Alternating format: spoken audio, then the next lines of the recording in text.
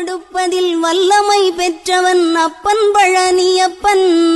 தினம் அச்சம் தவிர்ப்பவன் ஆறுதல் சொல்பவன் அப்பன் பழனியப்பன்.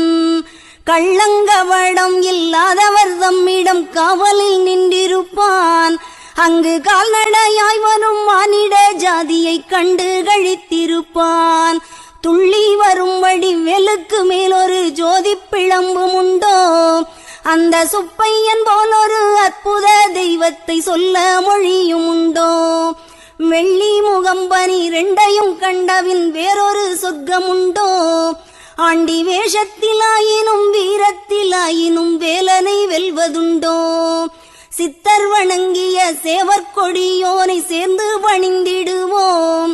அந்த சிக்கலிலாயினும் செந்திலாயினும் சென்று பணிந்திடுவோம்.